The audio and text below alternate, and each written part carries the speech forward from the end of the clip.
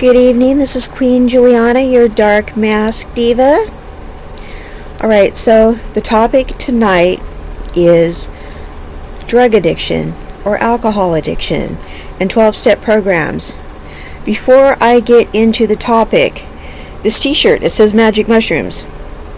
Okay, you guys, I do not shroom. Okay, it says magic mushrooms because I am something called a mushroom hunter. A mushroom hunter is something global. We go around taking pictures of different fungi that we find outside growing, and hopefully we find new types of fungi growing outside.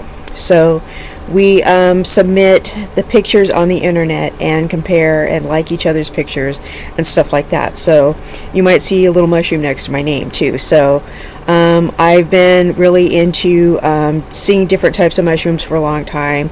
I collect different stuff with mushrooms and stuff like that. So I'm a mushroom hunter.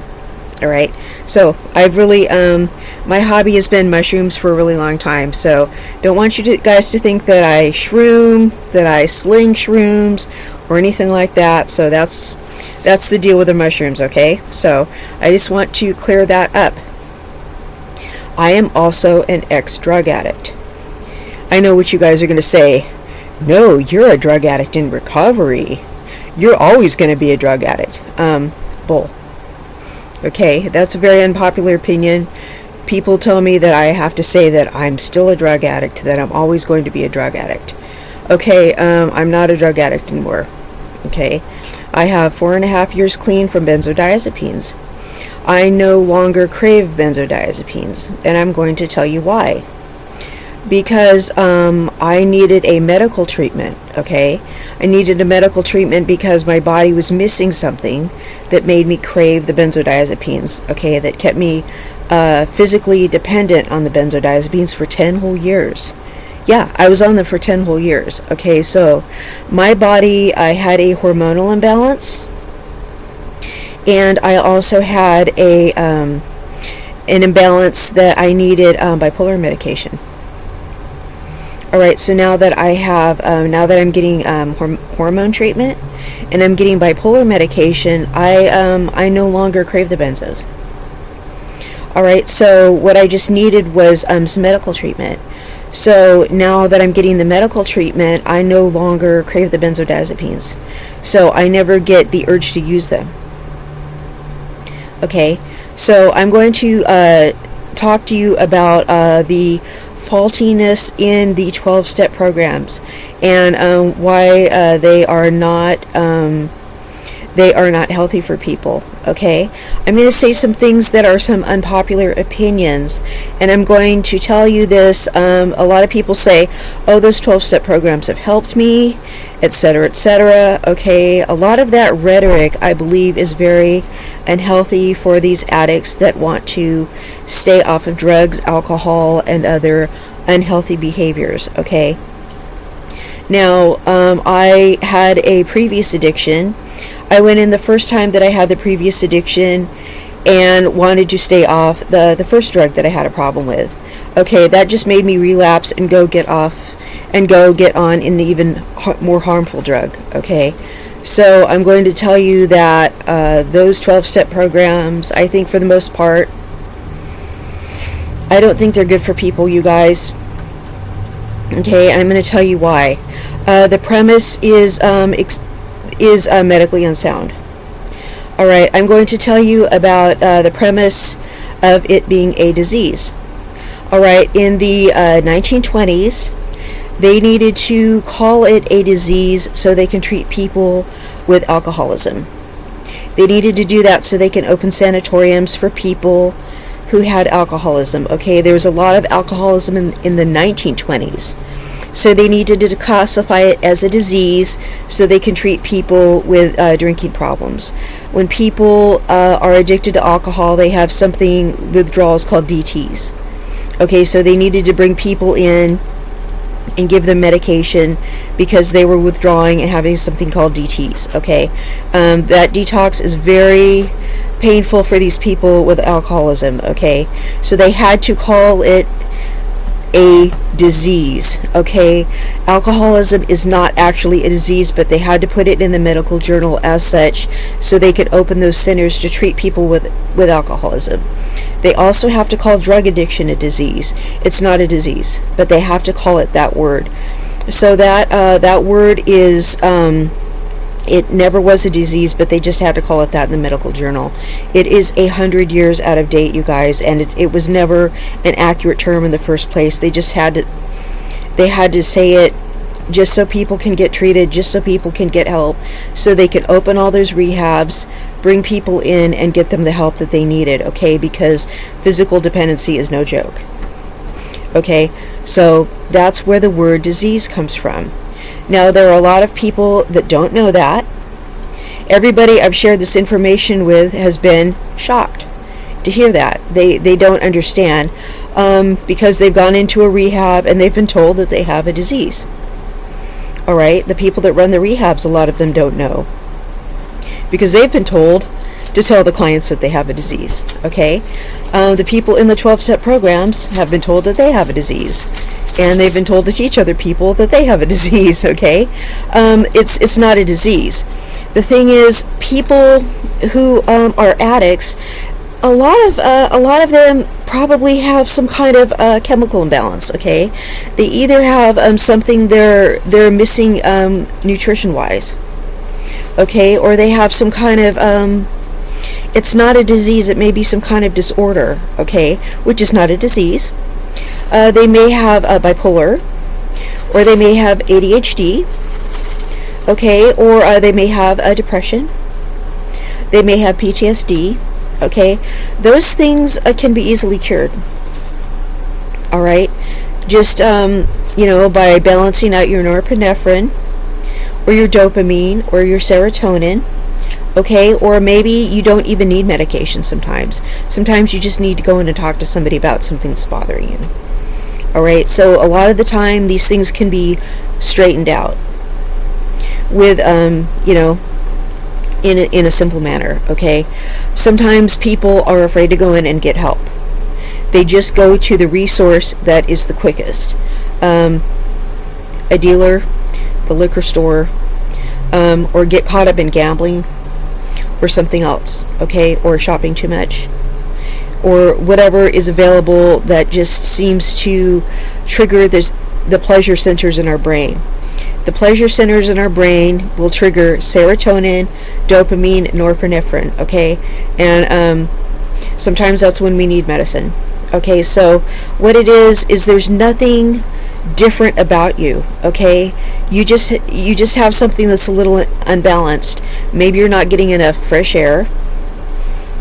Maybe you're not getting enough sunshine. Okay, maybe you're not interacting with enough people. Maybe your job is too stressful. It could be any little thing. Any little imbalance can trigger that, okay, and bother you. Maybe you just have a lot of things that are bothering you. Maybe you need to talk to somebody about it. All right. What I don't like about these 12-step programs is what they tell you, that there's something inherently different about you than other people. There's really not. All right. Most people have some kind of imbalance of these things in their mind where your synapses aren't firing, okay? Evolutionarily wise, we are not meant to be indoors all the time. Okay? We're not. So we're not meant to be sitting in front of computers all the time. But what are we doing? We're sitting in front of computers all the time, okay? That's where we're getting all of our information. We're supposed to be outside. We're supposed to be doing all these things that we're not doing, especially now during the pandemic. We're not supposed to be wearing, things covering our faces all the time. We're not supposed to be afraid of other people. But what are we? We're afraid of other people. That's learned behavior, okay?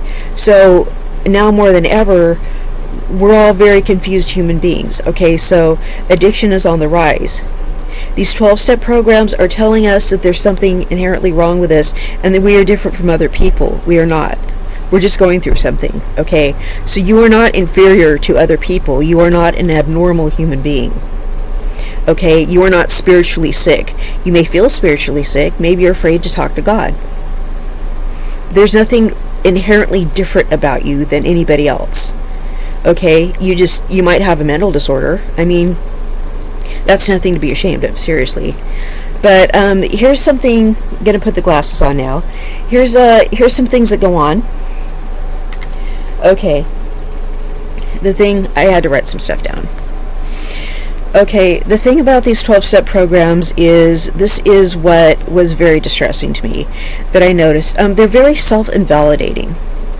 Okay, you know, what happens is, in these 12-step programs, they continually put the focus on the problem, even after it's been solved. Okay, this is what you did to solve your own problem. First of all, they tell you that you're powerless. You're not, bro. This is what you did. You stopped doing whatever it was, and you got yourself down to get some help. You stopped doing it. You stopped drinking. You stopped getting high. You stopped spending all that money. You stopped gambling. You stopped doing whatever it was. Okay, you got yourself cleaned up, and you got yourself down to that place, and you made some friends, and you started talking about it in front of a group full of people. You're awesome, right?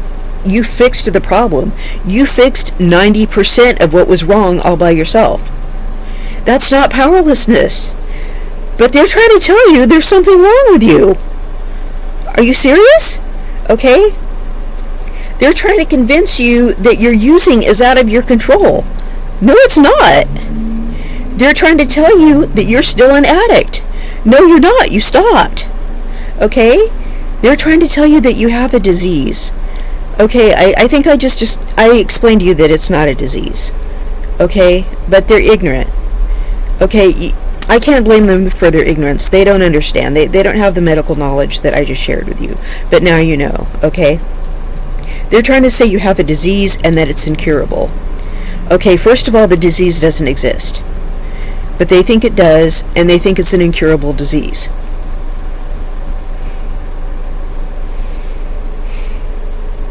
Okay. They're telling you that there's something wrong with you, and that you're inherently different than normal people. You are normal people. You're normal, okay? They're trying to tell you that you have a personality flaw. There's something wrong with you because you used whatever was at your disposal to try to feel better. Okay, they're telling you that you're spiritually sick. Okay, only God can figure that out. Okay, that's not theirs to tell you, okay? That's none of their business. Alright, what they're doing is using something in that program called rhetoric. Rhetoric is language designed to have a persuasive or impressive effect on its audience, but often regarded as lacking in sincerity or meaningful content. Okay, so they're basically saying a bunch of bullshit, okay? Now, brainwashing occurs when there's dependency, dissonance, and attitude change. So they're bringing you in there to have an attitude change, okay? Now, you're having dependency because they say that this does not work until you come back to the meetings all the time. Okay, so you need to be dependent on these meetings. You have to. You have to get a sponsor. You have to. And you have to keep coming back to these meetings. And you have to read this blue book. Okay? And you have to work these 12 steps. You have to. And you have to keep coming back to the meetings. Now, dissonance is something that occurs when there's something musical where there's a beat to it. Okay? They have this chant. Because keep coming back. It works if you work it. You have to chant it over and over and over again. Okay? That's what the dissonance is. Dissonance. Sounds like dissociation, doesn't it? That's not a coincidence, guys. Okay, so that's what the chanting is. Keep coming back. It works if you work it. They make you hold hands and chant it over and over and over again. Guys. Okay. I think I look prettier without the glasses. You guys.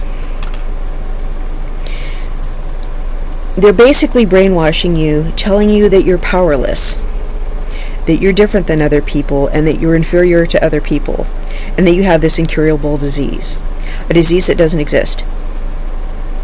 Okay? I've been in those rooms. That is the unhappiest group of people I've ever been around.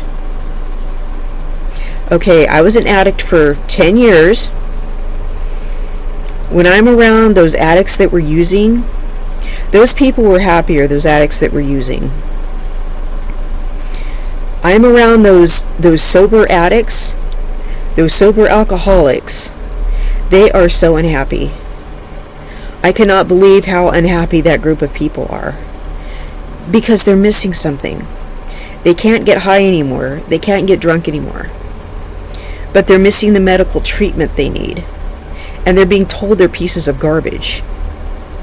And they're being told if you keep doing these 12 steps, and they have to keep doing it over and over and over, they're on this constant loop of being told you just need to do this.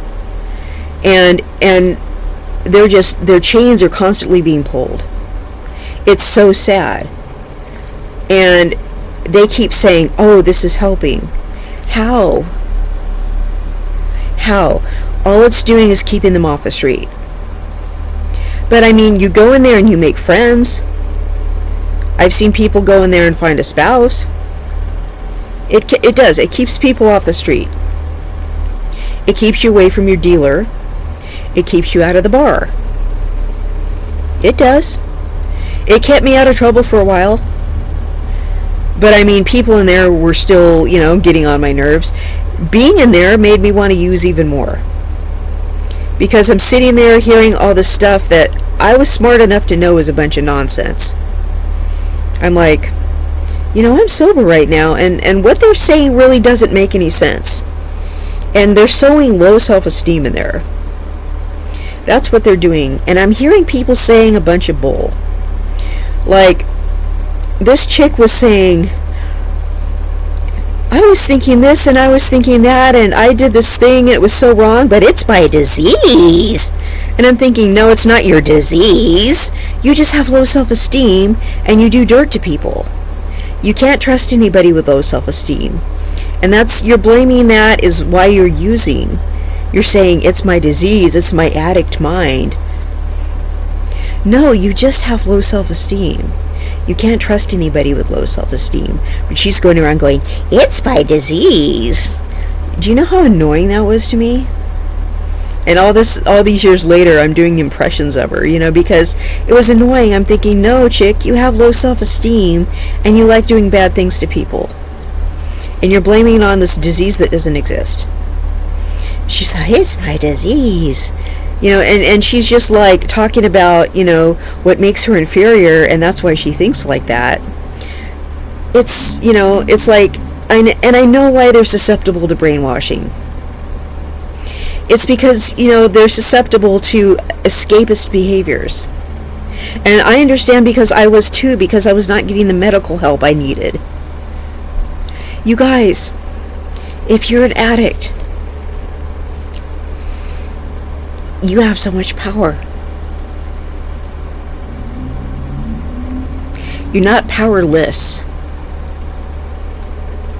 You can quit.